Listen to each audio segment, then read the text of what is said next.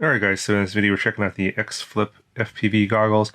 So there's been a few channels that have reviewed this already, and a couple have really liked them, a couple have not liked them at all.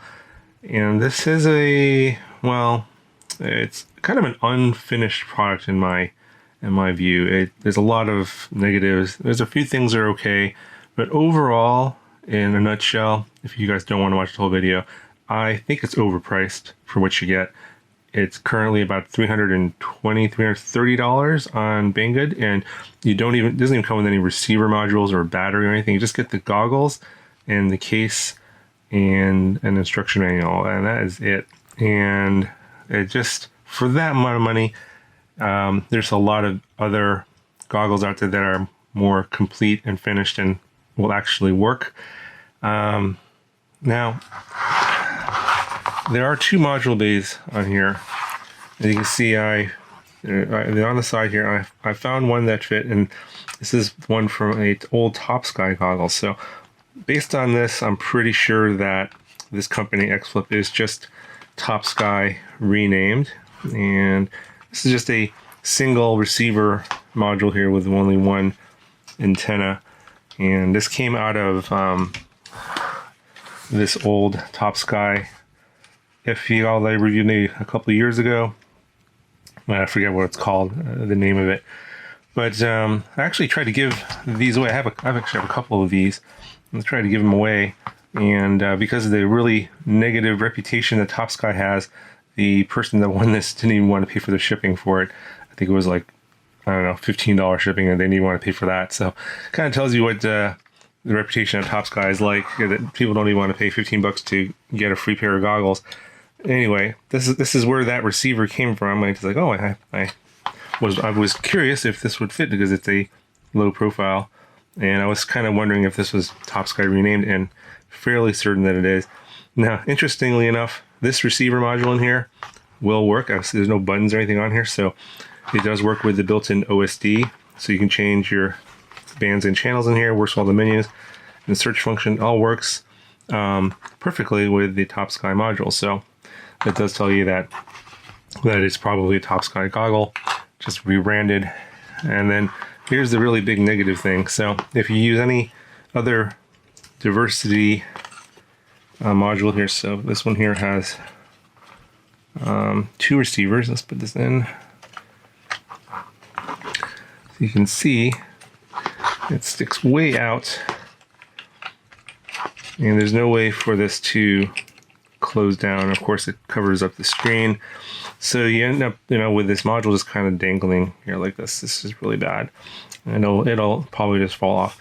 And on top of that, the buttons here don't work at all in terms of changing the channels. It doesn't work with any receiver module I tried about 5 or 6 of them.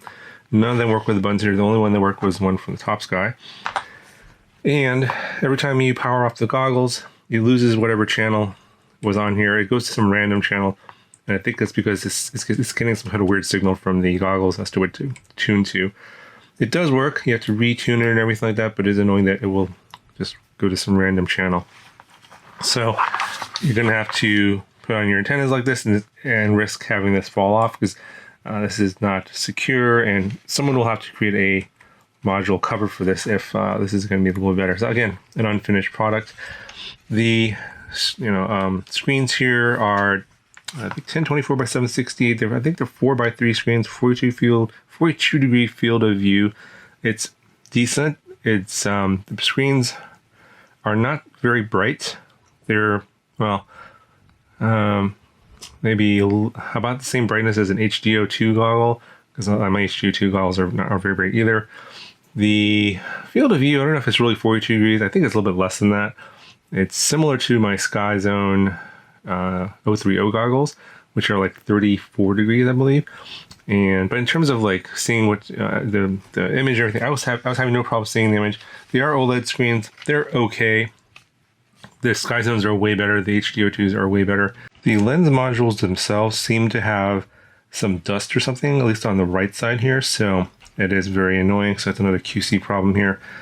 These do have the same mechanism as the HDO2s, where you can adjust the IPD and focal length here, it's not very good.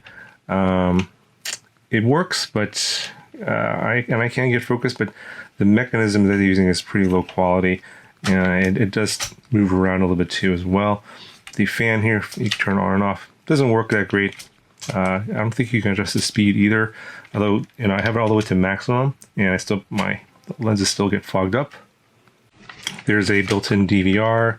It does record in 720p at I think 15 or 16 megabits per second, so it's kind of like a Yashin Pro DVR. It's okay, but overall the build quality of this is actually quite poor. It feels cheap. I think that actually the TOPSKY goggles actually are, in terms of build quality, probably better than this one. So basically, in a nutshell, for the money that you're going to be paying, $330 for this, just not really worth it in my opinion, because there's just a lot of things that are lacking in this. So anyway, that's going to do it for this video. Not really going to talk any more about this. I just want to give you my opinion on it. They do work. I can see an image. I can see an image very clearly. I can get it to work, but in the end, it's not really worth the money in my opinion.